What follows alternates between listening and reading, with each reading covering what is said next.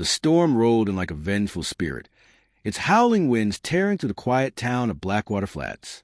The sky was an ominous shade of gray, heavy with rain that fell in relentless sheets, drenching everything it touched. In the heart of this chaos, a man stood on his porch, gripping the wooden railing so tightly his knuckles turned white.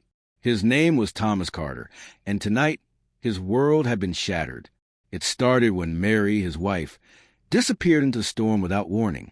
She had gone out to check on their livestock before the weather turned sour, but she never returned. Hours passed, and the rain showed no sign of letting up.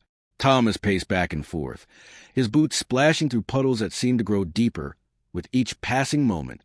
He called her name, his voice barely audible over the roar of the wind. But there was no answer, only the deafening silence of the wilderness swallowing her whole. Little did they know, the storm carried secrets far darker than any man could imagine, and as the night wore on, those secrets began to unravel. Thomas's ranch sat at the edge of the vast expanse of desert that surrounded Blackwater Flats. To the east lay endless dunes, golden under the sun but cold and unforgiving in the dark. To the west stretched dense pine forests, their shadows looming like sentinels guarding some ancient mystery. The river cut through both landscapes, winding its way toward destinations unknown. It was here, in this rugged land, that Thomas and Mary had built their life together, a simple life filled with hard work, laughter, and love. But tonight, the land felt different. The air was thick with unease, and even the animals seemed restless. The horses pawed nervously at the ground, their ears flicking back and forth as if listening for something beyond human hearing. The chickens huddled together in their coop, clucking softly, while the cattle lowed anxiously from their pen. And then there was Max, the old German shepherd who had been part of the family since the day he was a pup. Max was usually calm and steady, but now he paced alongside Thomas, his tail tucked between his legs, his amber eyes scanning the darkness with an intensity that bordered on paranoia. "Easy, boy," Thomas muttered, crouching down to scratch behind Max's ears. "We'll find her. We always do." But deep down, Thomas wasn't so sure. The storm was unlike anything he'd ever seen, ferocious and unrelenting, as though nature itself had turned against him. Lightning illuminated the horizon in jagged streaks of white, casting eerie shadows across the landscape. Thunder rumbled like the distant growl of a beast, shaking the very foundation of the earth beneath him. As the hours dragged on, Thomas made the difficult decision to venture out into the storm. He grabbed his lantern, lighting it carefully despite the wind threatening to extinguish the flame. With Max by his side, he set off toward the barn, where he last saw Mary heading earlier that evening. The path was treacherous, slick with mud, and littered with debris torn loose by the gale-force winds. Every step felt heavier than the last, but Thomas pressed on, driven by a desperation that burned brighter than fear. When they reached the barn, it was eerily silent. The doors hung askew, battered by the storm, and the interior was dimly lit by the occasional flash of lightning. Thomas called out again, his voice echoing through the empty space. Still, there was no response. Frustration bubbled within him, mingling with worry and anger. Where could she have gone? What could have happened? Max suddenly stiffened, his hackles rising as he sniffed the air. His head tilted slightly, his ears perked forward. Then, without warning, he bolted past Thomas, disappearing into the darkness beyond the barn. "Max!" Thomas shouted, instinctively chasing after him. "Come back!" The dog didn't listen. Instead, he barreled ahead, his powerful legs eating up the distance as he followed some unseen trail. Thomas struggled to keep up, slipping and sliding in the mud, his lantern swinging wildly in his grip. Finally, Max came to a stop near the edge of the forest, barking urgently and pawing at the ground. "What is it, boy?" Thomas asked, breathless as he joined the dog. He knelt beside Max, shining the lantern's light onto the disturbed earth. At first glance, it appeared to be nothing more than churned-up soil, likely caused by the storm. But upon closer inspection, Thomas noticed something strange, a piece of fabric caught beneath a clump of dirt. His heart skipped a beat as he recognized the material instantly. It was Mary's shawl, the one she had wrapped around her shoulders before stepping outside. Clutching it tightly, Thomas scanned the surrounding area. searching for any other clues. That was when he spotted it. A faint trail leading deeper into woods, marked by broken branches and overturned leaves. Without hesitation, Thomas followed the trail, his mind racing with possibilities. Had Mary fallen victim to the storm? Or was there something or someone else lurking in these woods? The deeper they ventured, the more oppressive the atmosphere became. The trees loomed overhead, their twisted branches forming a canopy that blocked out most of the light. Shadows danced along the forest floor, created by the flickering lantern and the occasional lightning strike. Suddenly, Max let out another bark, this time louder and more insistent. He darted ahead once more, disappearing around a bend in the trail. Thomas hurried after him, his lungs burning from exertion. When he finally caught up, he found Max standing protectively over something lying on the ground. At first glance, it looked like a bundle of rags. But as Thomas approached, his stomach clenched with dread. Beneath the tattered cloth lay a figure, motionless, pale, and soaked to the bone. For a moment, Thomas froze, unable to move or speak. Then, with trembling hands, he reached out and turned the body over. It was Mary. Relief flooded through him, but it was short-lived. Her face was ashen, her lips blue, and her chest rose and fell only faintly. She was alive, but barely. Without wasting another second, Thomas scooped her into his arms, cradling her close as he retraced their steps back to the ranch. Max stayed close, his loyalty unwavering, guiding them through the labyrinth of trees until they emerged into the open once more. By the time they reached home, dawn was breaking, painting the sky in hues of orange and pink. Thomas laid Mary down on their bed, covering her with blankets and stoking the fire to warm the room. As the hours passed, she slowly regained consciousness, her eyes fluttering open to meet his worried gaze. "Thomas," she whispered, her voice weak but steady. "What happened?" He shook his head, brushing a strand of damp hair from her forehead. "You tell me, Mary. 1 minute you were checking on the livestock, and the next you were gone." She frowned, her brow furrowing as she tried to piece together the fragmented memories. "I don't remember much, just a storm, and then voices." "Voices," Thomas repeated, his curiosity piqued. "What kind of voices?" Mary hesitated, her expression troubled. They weren't human, not exactly. They sounded unearthly, like whispers carried on the wind. And then, I felt something pulling me, dragging me away. Thomas's jaw tightened, his mind racing with questions. Who, or what, could have done such a thing? And why? Before he could press further, Mary drifted back to sleep, exhausted from her ordeal. Thomas sat vigilantly by her side, his thoughts consumed by the mystery. Days turned into weeks, and though Mary recovered physically, her demeanor remained haunted. There were moments when she would stare off into the distance, lost in thought, as if seeing things no one else could perceive. Meanwhile, Thomas grew increasingly determined to uncover the truth. He scoured the surrounding area, searching for answers, but found little more than the same trail that had led him to Mary in the woods. That was until Max discovered something new. One afternoon, while exploring the forest near the spot where Mary had been found, Max began digging furiously at the base of a large oak tree. Intrigued, Thomas joined him, clearing away the dirt until they uncovered a hidden compartment buried beneath the roots. Inside, they found a collection of strange artifacts, old photographs, journals written in unfamiliar handwriting, and peculiar trinkets that glinted strangely in the sunlight. Among the items was a journal entry that sent chills down Thomas's spine. Asterisk, they come every generation, drawn by the call of the storm. Some are taken willingly, others resist, but none escape the pull of the hollow winds. Asterisk, confused and unsettled, Thomas took the artifacts back to the ranch, studying them tirelessly in search of meaning. It wasn't long before he pieced together a shocking revelation. The land surrounding Blackwater Flats was cursed. Centuries ago, a group of Native American tribes had performed a ritual to bind a powerful entity to the earth, hoping to harness its energy for protection. But the ritual went wrong, unleashing a force that preyed on the vulnerable, drawing them into its realm during times of great turmoil, like the storm that had claimed Mary. Desperate to prevent another tragedy, Thomas devised a plan.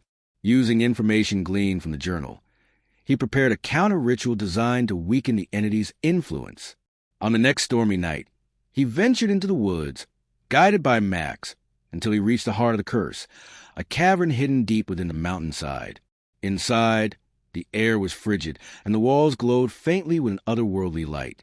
Strange symbols etched into the stone pulsed rhythmically, emitting a low hum that resonated through the chamber. In the center of the cave stood a pedestal, atop which rested a crystal shard pulsating with the same eerie glow. Thomas hesitated, his resolve wavering as the weight of what he was about to do settled over him. But then he remembered Mary, her fragile smile, her strength, her courage, and he knew he couldn't turn back. With trembling hands, he reached out and grasped the shard, feeling its power surge through him like a tidal wave. Pain and visions assaulted his mind, showing him glimpses of those who had come before, men and women, children and elders, all consumed by the hollow winds. And then, just as quickly as it began, the vision ended. The shard shattered in his grasp, releasing a burst of energy that shook the entire cavern. When the dust settled, the symbols on the walls had faded, their glow extinguished forever. When Thomas returned to the ranch, Mary greeted him with tears of joy and relief. Together, they rebuilt their lives, stronger and wiser for having faced the unknown. Though the memory of that night lingered, it no longer held the same terror.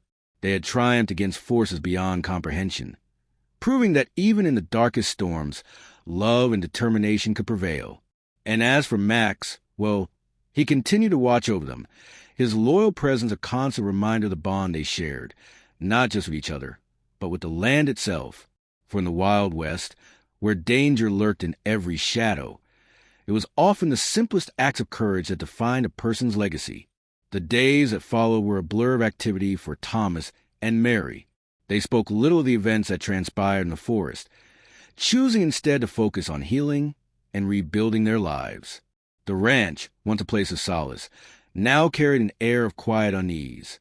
Shadows seemed longer, winds whispered more insistently through the trees, and even the stars above appeared dimmer than before. Yet, despite these lingering feelings, there was a sense of peace that had settled over them, a peace born from survival and understanding. Mary spent her mornings tending to the garden, her hands working the soil with a renewed vigor. It was as if the act of nurturing life grounded her, pulling her back from the edge of whatever abyss the hollow winds had dragged her toward. Her movements were deliberate, each seed planted with care, each weed pulled with purpose. Thomas watched her from afar, his heart swelling with pride at her resilience. She was not the same woman who had returned from the storm, but perhaps that was a good thing. She carried within her a strength he had never fully appreciated until now. As the weeks turned into months, the seasons shifted, bringing with them the crisp bite of autumn. The leaves on the trees turned brilliant shades of red and gold, carpeting the ground in a vibrant tapestry that seemed almost magical against the backdrop of the rugged landscape. It was during this time that Thomas began to notice changes in the land around them, changes that suggested the curse of the hollow winds might not be entirely broken. At first, it was subtle. A faint hum in the air, like the distant buzzing of bees, would occasionally accompany the evening breeze. Then came the sightings, strange lights flickering in the distance, just beyond the treeline, too far away to investigate, but close enough to spark curiosity. Max, ever vigilant, would bark at nothing, his ears perked and his body tense, as though sensing something others could not see. One evening, as the sun dipped below the horizon, casting long shadows across the yard, Thomas stood on the porch, staring out into the darkness. Mary joined him, wrapping her arms around his waist and resting her head against his back. For a moment, they simply stood there, enjoying the rare tranquility of the evening. But then, the sound came, a low, mournful cry carried on the wind. It was unlike anything either of them had heard before, neither human nor animal, yet hauntingly familiar. Max growled deep in his throat, his fur bristling as he stepped protectively between the couple and the source of the noise. "What was that?" Mary asked, her voice barely above a whisper. "I don't know," Thomas replied, his gaze fixed on the forest. "But we should find out." Without another word, he grabbed his lantern and revolver, motioning for Mary to stay behind. Reluctantly, She nodded, watching as he disappeared into the night, Max at his heels. The light from the lantern faded quickly, swallowed by the dense canopy of trees. Alone on the porch, Mary clutched her shawl tightly around her shoulders, her mind racing with possibilities. The forest was eerily silent as Thomas made his way deeper into its depths. The usual sounds of nocturnal creatures were absent, replaced by an oppressive stillness that pressed down on him like a physical weight. The moonlight filtered weakly through the branches, casting dappled patterns on the forest floor. Shadows danced along the edges of his vision, teasing him with glimpses of movement that vanished when he turned to look. Max remained alert, his nose twitching as he sniffed the air. Suddenly, he stopped, his body rigid as he stared into the darkness ahead. Thomas froze, raising his lantern to illuminate the area. There, standing amidst the trees, was a figure cloaked in shadow. "Who's there?" Thomas called out, his hand instinctively moving to rest on the grip of his revolver. The figure did not respond, merely standing there, motionless, as though carved from the very wood itself. Slowly, it raised an arm, pointing in a direction that led further into the forest. Then, without warning, it melted back into the shadows, leaving Thomas and Max alone once more. "Unbelievable," Thomas muttered under his breath, shaking his head in disbelief. But despite his skepticism, he felt compelled to follow the gesture. Something about the encounter struck a chord deep within him, stirring memories of the journal entries and the cryptic warnings they contained. As they ventured deeper into woods, the atmosphere grew heavier, the air thick with an unseen presence. The trees seemed to lean inward, their gnarled branches forming a natural barrier that blocked out all light. The temperature dropped noticeably, and Thomas found himself shivering despite the warmth of the day that had preceded this journey. Finally, after what felt like hours, they emerged into a clearing bathed in an ethereal glow. At its center stood a stone circle, ancient and weathered, its surface covered in intricate carvings that pulsed faintly with the same light seen in the cavern. Surrounding the circle were dozens of smaller stones, arranged in patterns that defied explanation. Some were upright, others tilted precariously, while a few lay scattered across the ground as though knocked over by some unseen force. Max barked suddenly, startling Thomas from his examination of the site. He spun around, his lantern swinging wildly, until his eyes landed on another figure emerging from the trees. This one was unmistakably human, though its appearance was no less unsettling. It was an old man, dressed in tattered clothing that bore the marks of many years spent outdoors. His face was lined with age, his eyes sharp and piercing, as though they could see straight into a person's soul. "You shouldn't be here," the man said, his voice gravelly but commanding. "This place isn't meant for the living." "Who are you?" Thomas demanded, his hand tightening on his revolver. "And what is this place?" The man sighed, lowering himself onto one of the smaller stones. "My name is Elias.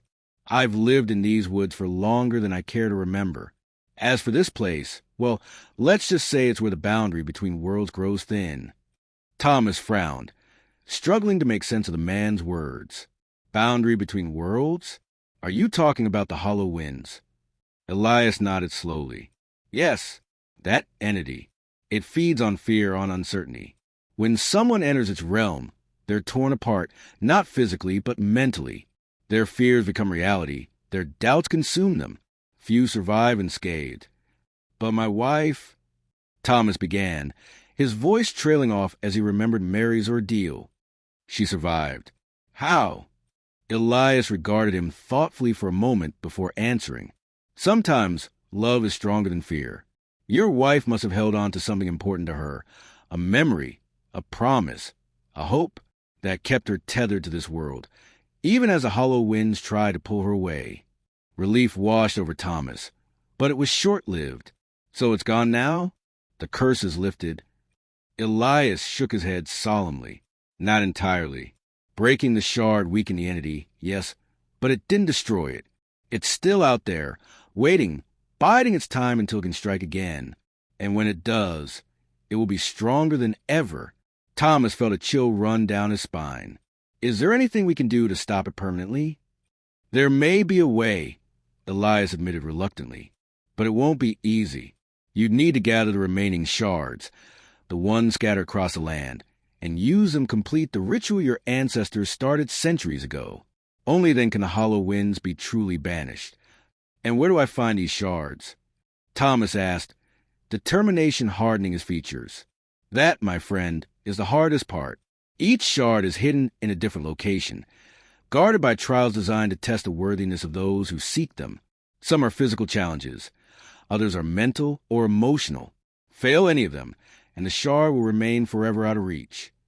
Despite the daunting task ahead, Thomas felt a spark of resolve ignite within him.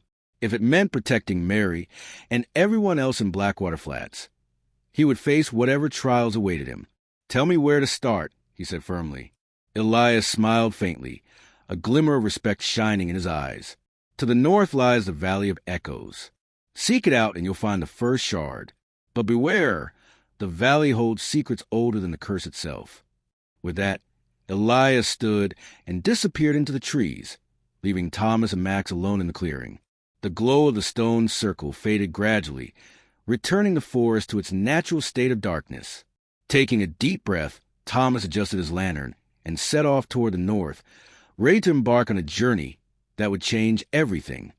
Back at the ranch, Mary paced anxiously, her worry growing with every passing hour.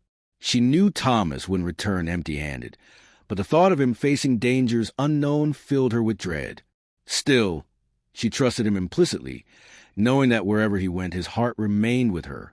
As the night wore on, the wind picked up again, carried with it the same mournful cry that had drawn Thomas into the forest. This time, however, Mary listened closely, hearing within a message only she could understand. Closing her eyes, she focused on the sound, allowing it to guide her thoughts and emotions. When she opened her eyes again, she knew exactly where Thomas had gone and what he intended to do.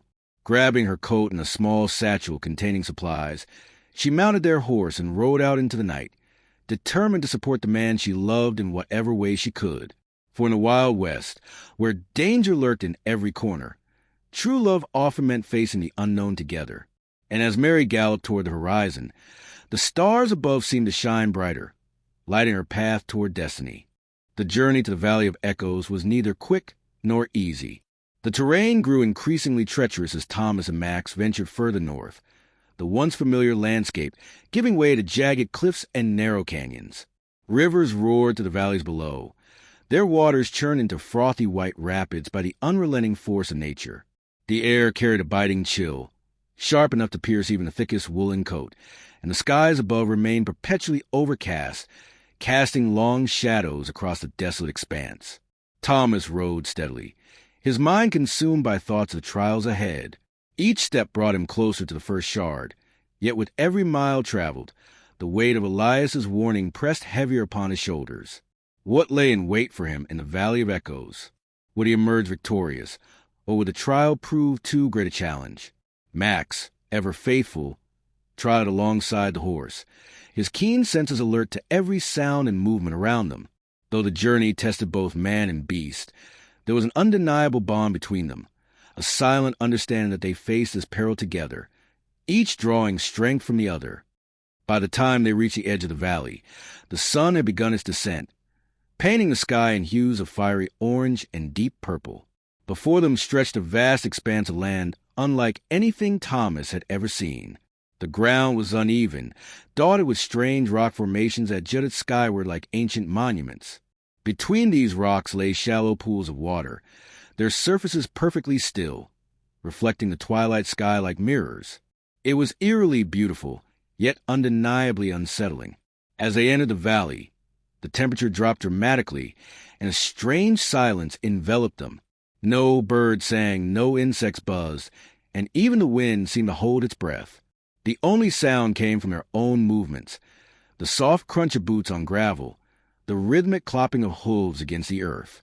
"Something's not right here," Thomas murmured, his hand instinctively moving to rest on the hilt of his revolver. Max growled low in his throat, his amber eyes scanning the surroundings warily.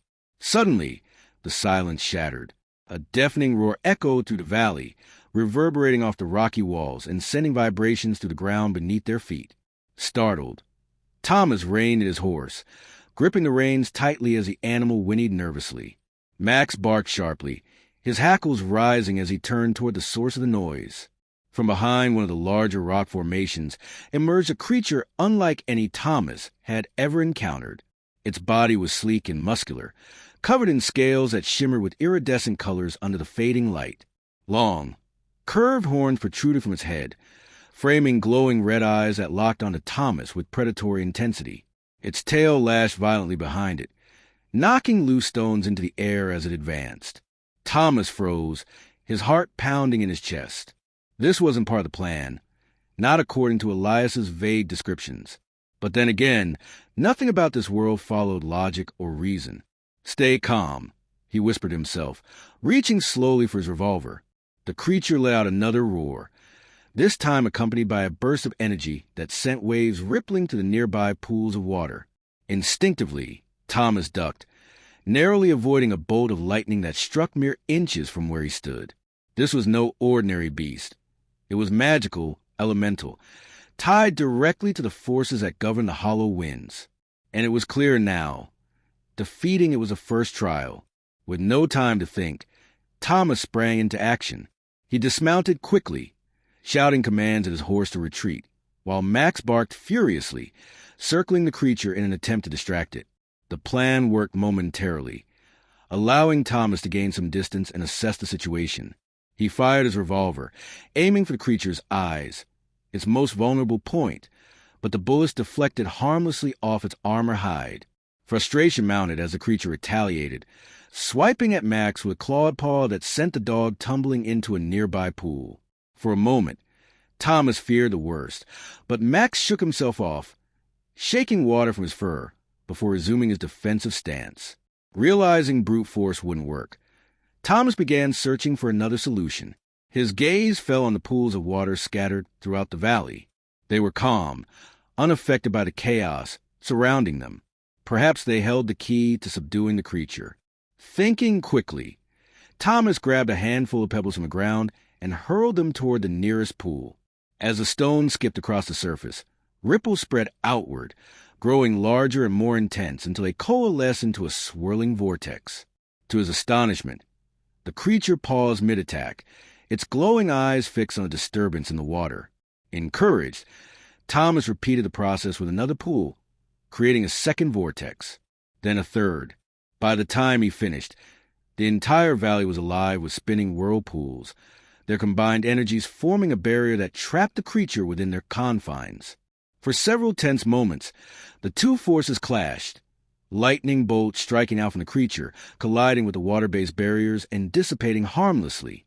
Finally, with a final desperate roar, the creature collapsed, dissolving into mist that drifted away on the evening breeze.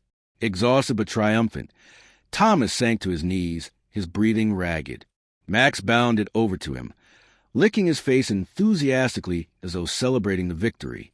Together, they surveyed the aftermath of the battle, their eyes eventually landing on a glint of light nestled among the rocks where the creature had fallen. Cautiously, Thomas approached, his fingers trembling as he picked up the shard. It was smaller than the one he had destroyed in the cavern, but no less powerful. The crystal pulsed faintly in his palm, emitting a warmth that seeped into his skin, filling him with a strange sense of peace. "Well done," a voice called from behind him. Startled, Thomas spun around, raising his revolver reflexively. Standing at the edge of the clearing was Elias, his weathered face split into a rare smile. "I knew you'd figure it out," the old man continued. "Water is the element of balance, after all. You simply needed to restore harmony to the valley."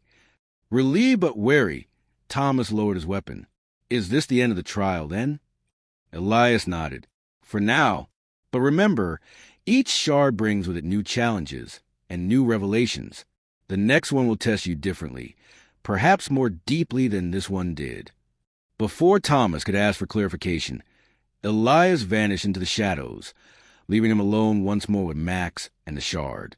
Taking a deep breath, Thomas secured the crystal in a small pouch he carried, vowing to protect it with his life. Back at the ranch, Mary sat by the fire, her hands wrapped around a steaming cup of tea. She had returned hours earlier, having followed Thomas as far as she dared before turning back to ensure the ranch remained safe, though she trusted him implicitly. Worry gnawed at the edges of her mind, refusing to be silenced. Her thoughts were interrupted by the arrival of an unexpected visitor. A young boy who introduced himself as Jacob, a neighbor's son sent to deliver a message. "Your husband's heading toward the Valley of Echoes," Jacob explained, shifting awkwardly under Mary's scrutinizing gaze. "My pa said you should know. There's talk in town about strange happenings up there. Lights in the sky. Sounds no one can explain." Mary nodded, masking her concern with a polite smile. "Thank you, Jacob. Tell your father we appreciate the warning." After dismissing the boy, Mary rose from her chair, pacing the length of the room as she weighed her options. The Valley of Echoes, she had heard stories about it as a child, tales told around campfires to scare restless children into obedience. Few who entered the valley returned unchanged, and fewer still spoke of what they had witnessed inside. Yet, knowing Thomas was facing such dangers alone filled her with resolve. She couldn't accompany him physically. Not yet, but she could offer support in other ways. Retrieving a journal from her bedside table, she began writing, pouring her fears and hopes onto the pages. If anything happened to Thomas, she wanted him to know how much he meant to her, and how proud she was of his courage. As the night wore on, the fire crackled softly, casting dancing shadows across the walls. Outside, the wind picked up again, carrying with it the same mournful cry that had guided Thomas to the valley.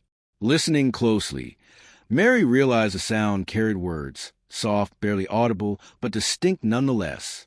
Trust, believe, remember. Closing her eyes, Mary focused on the message, allowing it to resonate within her soul.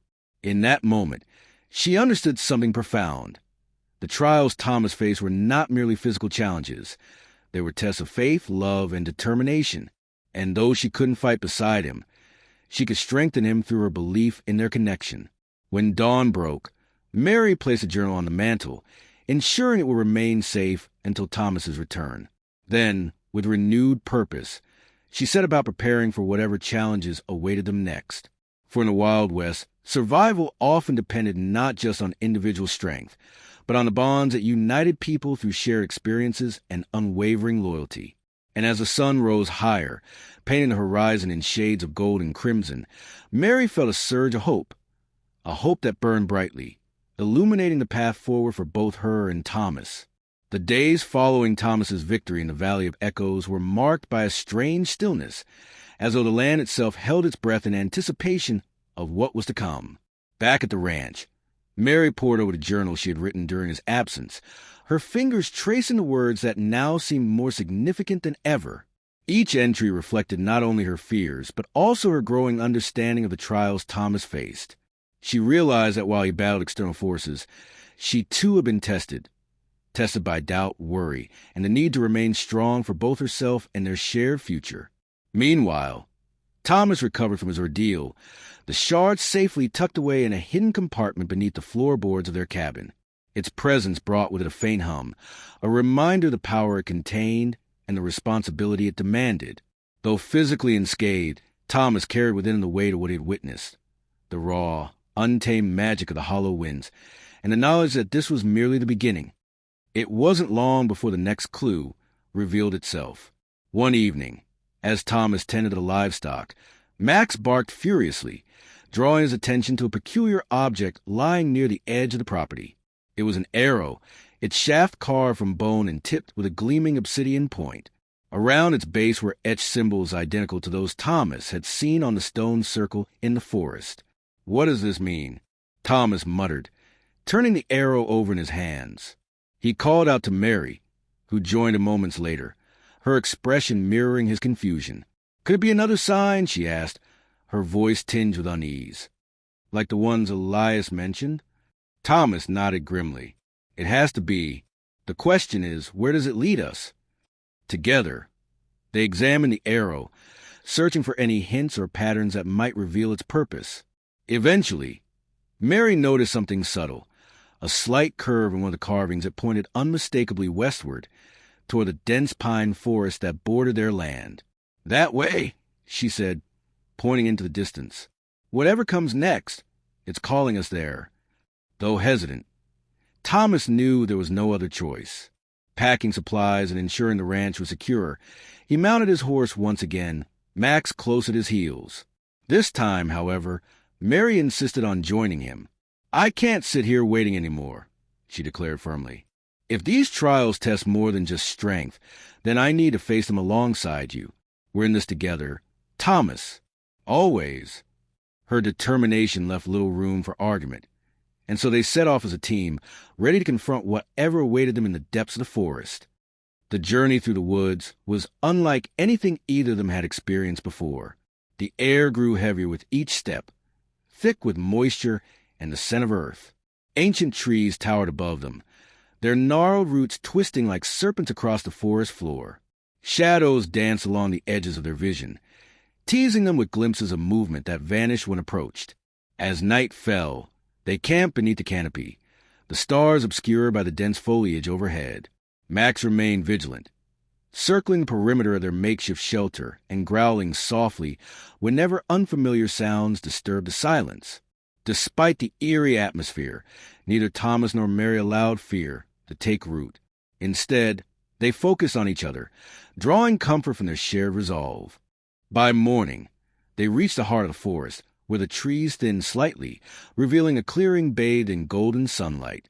At its center stood a massive tree, its trunk wide enough to house a small family, and its branches stretching impossibly high into the sky. Around its base were scattered remnants of past visitors, fragments of pottery, faded ribbons tied to low-hanging branches, and even a few coins buried shallowly in the dirt. "This must be it," Thomas murmured, dismounting and approaching the tree cautiously. Elias spoke of places like this, sites of great significance, where the veil between worlds grows thin. Mary followed, her hand brushing against the rough bark of the tree. Instantly, she felt a jolt of energy pass through her, causing her to stagger back. What was that?" Thomas frowned, inspecting the tree more closely. Embedded deep within its trunk was a second shard, glowing faintly with a greenish hue. Unlike the first shard, this one pulsed rhythmically, almost like a heartbeat. Before either could react, a figure emerged from the shadows, a woman, dressed in flowing robes adorned with intricate embroidery. Her hair cascaded down her back in waves of silver, and her eyes shimmered like liquid moonlight. "Greetings, travelers," she said, her voice melodic and soothing. "You have come far to reach the sacred place. But beware, the trial ahead will challenge not your strength, but your memories." "Memories?" Mary echoed, exchanging a puzzled glance with Thomas.